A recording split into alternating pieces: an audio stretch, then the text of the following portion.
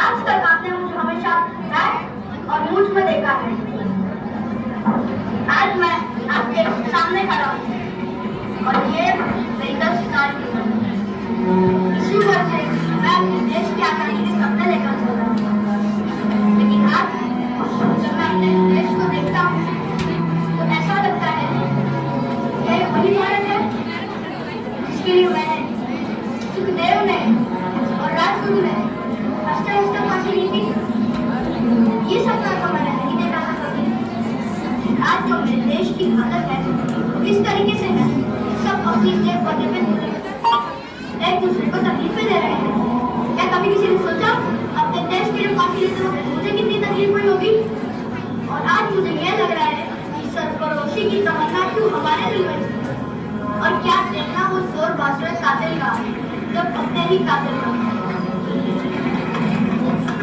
मेरा भेष देखकर आपको पता ही चल रहा होगा कि मैं कौन हूँ। महाराणा प्रताप, मेवाड़।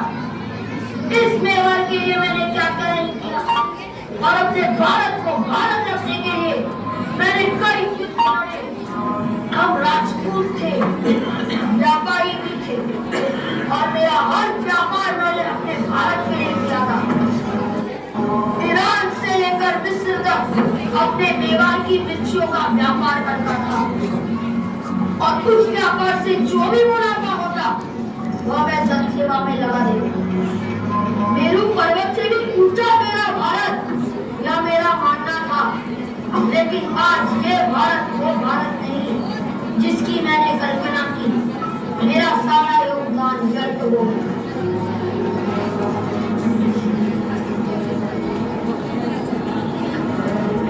मैं गलत थी। मैंने कहा था मैं मेरी झांसी नहीं दूंगी। आज मैं मेरे भारत को देखती हूँ तो लगता है काश मैं ये बोलती कि मैं मेरा भारत नहीं दूंगी।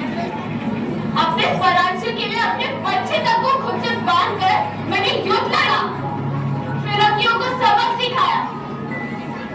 लेकिन आज मेरे ही देशवासी फिरंगियों की चाल चलने लगे हैं। धिक्कार है मुझे ऐसे भारतीयों पे जो राजद्रोह कर रहे हैं।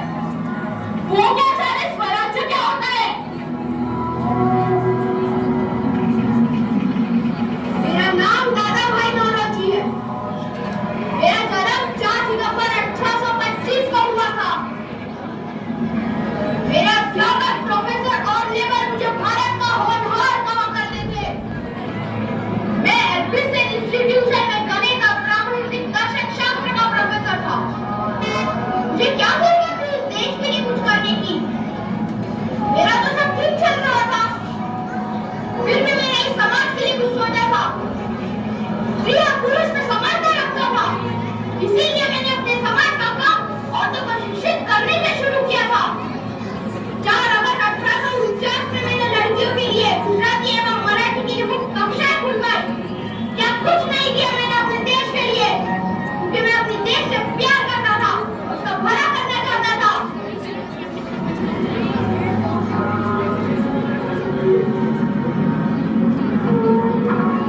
ऊंची उठती हूँ मैं कि पहुंचूं मीरा झरने तक। टूटे ये पंख किए मैं चलती हूँ ऊपर तारों तक। मेरा नाम सरोजिनी नायडू है। मेरे निश्चित ध्येय तक पहुंचने के लिए मैं केवल आगे बढ़ती हूँ। जब 1925 गांधी जी के साथ मैं मंच पर थी, तब मैंने हमारे देश के सामाजिक, आर्थिक, औद्योगिक और भौतिक विकास के बारे में बात की थी और भारत की जनता को अपने देश की स्वाधीनता के लिए हिम्मत और एकता के साथ आगे बढ़ने का आह्वान भी किया था। I used to be called as architect of Indian atomic energy program. Holy Jahangir Baba, the ध्येय अपने देश के लिए परमाणु ऊर्जा का विकास करना था। मैं अपनी मर्जी से साइंटिस्ट था। परमाणु ऊर्जा विकसित करने के लिए मुझे बहुत तकलीफें हुई, लेकिन मैंने कभी प्रयास किया। मुझे लगा था मेरे जाने के बाद कई सारे साइंटिस्ट मेरे जैसा नाम कमाएंगे और मेरा भारत देश ऊंचाई पर पहुंचेगा, लेकिन अफसोस मेरे लिए सपने को और समझ न पाया। My name is Elizabeth. I came to India in 1893. No, I was not in India. I was born on October 1847 in England. मैंने तब भारत की धरती पर पहला कदम रखा। उसी दिन से ही मेरे मन में भारत के प्रति प्रेम की भावना प्रकट हुई। भारतीय संस्कृति और सभ्यता को अपने अंदर समा लिया। अपने जीवन का सबसे सदस्य में भारत में ही बिताने का प्रयास किया। अब तो मुझे ऐसे लगने लगा था कि मैंने झांसे लेते और ऑफिस की तरह साड़ी पहनी, जमीन पर बैठकर भारतीय की रिवाजों से ही खाना खाया और बिना भी नहीं मतलब पिता को अंग्रेजी में ट्रांसलेट कर और लोगों तक पहुंचाने का भी प्रयास किया। जब मैं एक अंग्रेज होकर भारत के प्रति इतना श्रमदान दे सकती तो आप एक भारतीय अपने देश के रूप में कर सकते।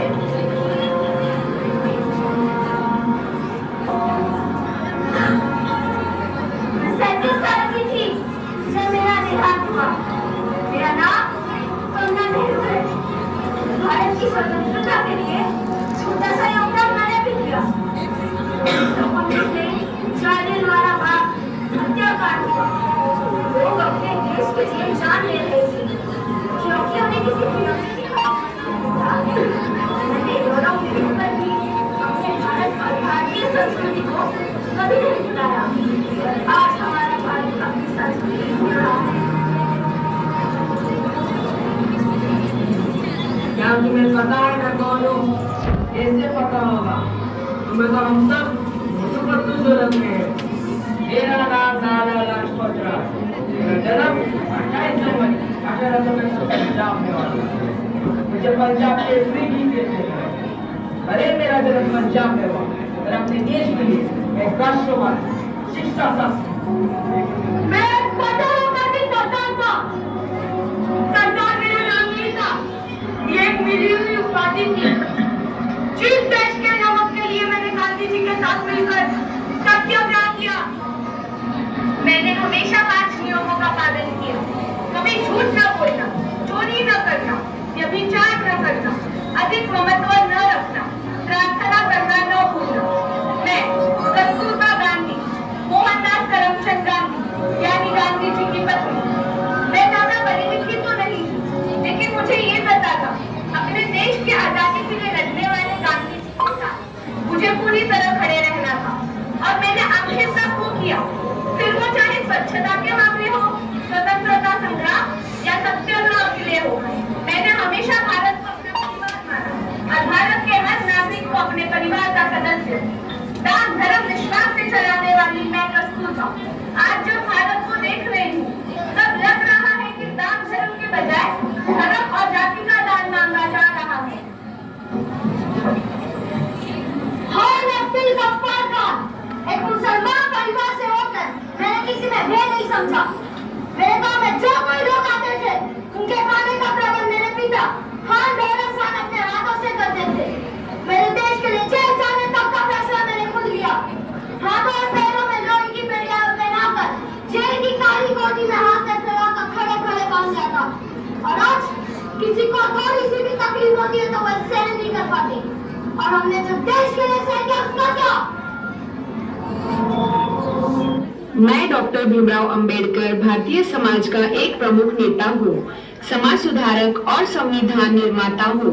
मेरे जीवन यात्रा और संघर्षों ने मुझे भारतीय सामाजिक और राजनीतिक परिदृश्य में एक विशेष स्थान दिलाया है। मेरा जन्म 14 अप्रैल 1891 को मध्य प्रदेश के इंदौर शहर में स्थित महू में हुआ था। मैं ऐसे धर्म को मानता हूँ जो स्वतंत्रता, समानता और भाईचारा सिखाता है।